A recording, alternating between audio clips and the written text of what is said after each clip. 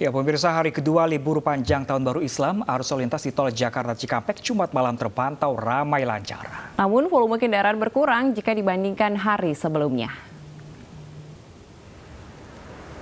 Arus lalu lintas di tol Jakarta Cikampek hingga Jumat malam masih dipadati kendaraan yang mengisi libur panjang akhir pekan. Namun volume kendaraan berkurang dibandingkan hari sebelumnya. Untuk mengurai kemacetan, 9 pintu di gerbang tol Kalihurip difungsikan.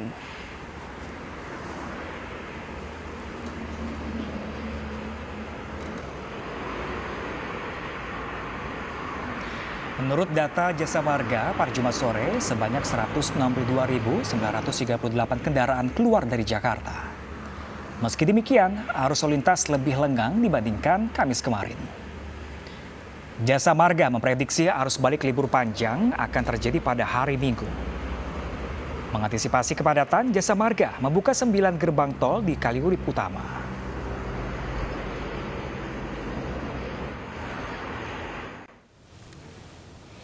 Ya, pemirsa, kawasan Puncak Bogor, Jawa Barat malam tadi dipadati kendaraan pribadi tujuan sejumlah objek wisata. Meski begitu, Satlantas Polres Bogor tidak memberlakukan sistem satu arah.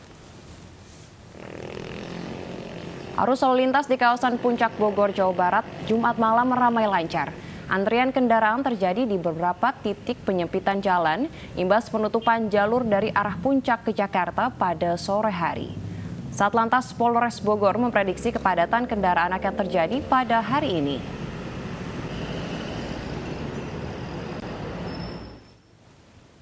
Kepadatan arus lalu lintas menuju kawasan Puncak Bogor, Jawa Barat sudah terjadi sejak Jumat siang.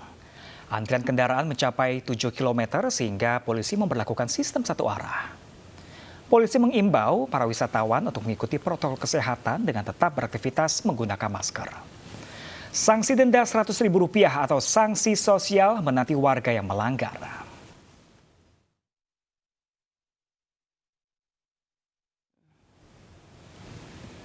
Sementara itu, pemirsa, stasiun Pasar Senen sepi di hari libur panjang akhir pekan ini. Tidak ada lonjakan penumpang pada Jumat malam. Tercatat 1.683 penumpang berangkat melalui stasiun Pasar Senen. PT KAI Daop 1 memberangkatkan 13 perjalanan kereta. Lonjakan penumpang terjadi pada Selasa dan Rabu kemarin. 70% tiket habis terjual. Arus balik libur panjang Tahun Baru Islam dan cuti bersama akan terjadi pada Minggu 23 Agustus 2020.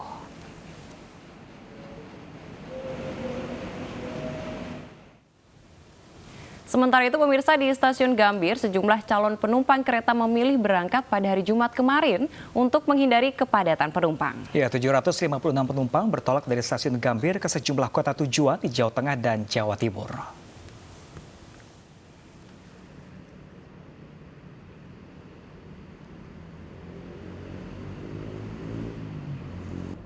Sejumlah calon pemudik masih terlihat di Stasiun Gambir pada Jumat siang di hari kedua libur panjang Tahun Baru Islam.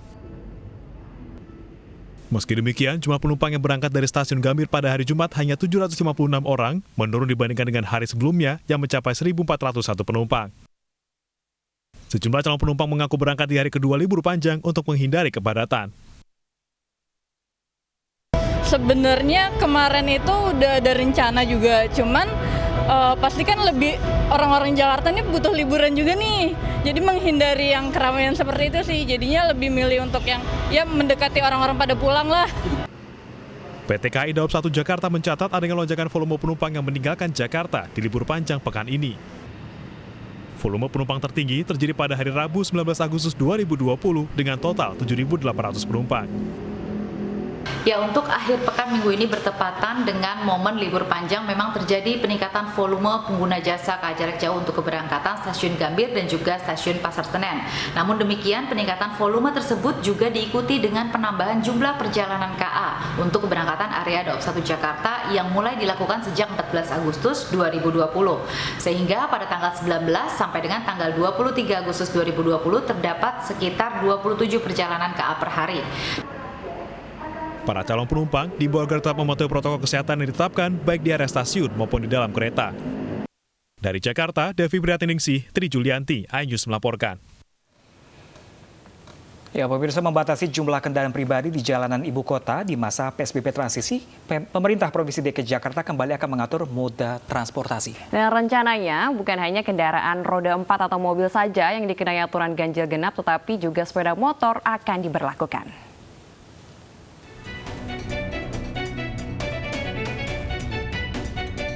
Gubernur DKI Jakarta Anies Baswedan akan menerapkan pembatasan kendaraan ganjil genap.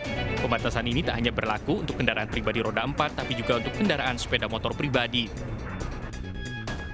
Aturan pembatasan sistem ganjil genap ini tertuang dalam Aturan Gubernur Nomor 80 Tahun 2020 tentang pelaksanaan pembatasan sosial berskala besar pada masa transisi menuju masyarakat sehat, aman, dan produktif. Rencana pemberlakuan sistem ganjil genap untuk mobil pribadi dan sepeda motor pribadi karena mobilitas warga yang menggunakan moda transportasi pribadi terus meningkat, terutama di masa pandemi COVID-19. Bahkan kenaikan volume lalu lintas di ibu kota melebihi sebelum masa pandemi COVID-19. Sistem ganjil genap kendaraan roda 4 diberlakukan kembali 3 Agustus 2020 setelah ditiadakan sementara mulai Maret 2020. Peniadaan sementara ganjil genap terkait pandemi COVID-19 pembatasan sosial berskala besar.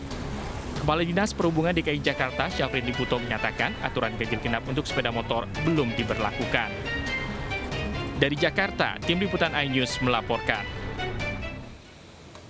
Sejumlah tenaga medis di Tasikmalaya, Jawa Barat protes insentif belum dibayarkan. Informasi ini akan hadir usai jeda, tetaplah di iNews Pagi.